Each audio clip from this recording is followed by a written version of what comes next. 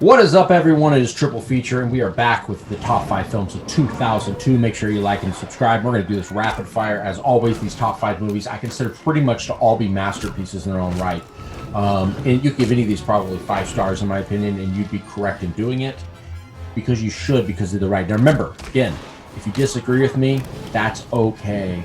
I just don't like it. Number 5 is Lord of the Rings: The Two Towers. This movie, again, you can say it's a masterpiece. This is not hurting on the film at all. This is probably the least my favorite of the probably the top 3, just because it's got a few things I like. The Gollum thing is good. It's still pretty good. Just they don't need it didn't need to be CGI the whole time. I think that hurts it just a tiny bit. But this movie is still a masterpiece for what it is, especially with the trilogy being as amazing as it is all together. Number 4. Adaptation. This movie is Nicolas Cage, and it's very weird. The first time I saw it, I did not understand it, so I thought, okay, well, this movie's not good. This movie sucks. What's going on at the end? Then when I read a little about it, and then I realized the absolute genius of this film, and you realize how it's written in a way that you cannot even understand.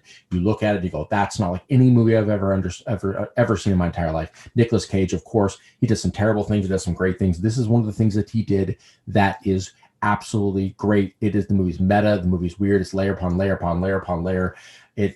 I can't even explain it. It needs to be seen, but do not just look at it and say, oh, I don't understand it. If you do watch it and you don't get it, read a little bit about it. You may like it a little better. Number 3, City of God, foreign film about, this little, basically just, how the parts down are basically down in Brazil and how just the slums and the slum lords and the drugs and everything that's happening down there. And it almost feels like a documentary at times. The movie is insane and needs to be seen again. This movie could be number 1 as well. Adaptation could be number 1, and the other one could be number 1. Lord of the Rings could be. They could all be number 1. This again, watch this movie because if you want to see how it makes it seem like how you can live in a world you've never been in before, and you don't actually want to visit, this allows you to visit it. So, number 2, The Rules of Attraction. Now, I love this movie so much, and it caught me completely off guard with how much I love it. It's so odd. It's so funny. It's got these weird little parts. It's got such weird everything.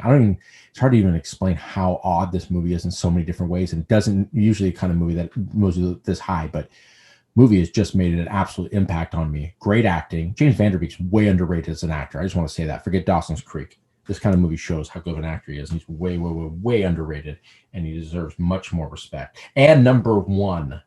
This was actually the first George Clooney movie that he ever directed, and I'm not a huge fan of any George Clooney movie since, but this one is number 1, and this movie should be number 1. It's called Confessions of a Dangerous Mind. It's based on a true story. Is the story that's actually told true?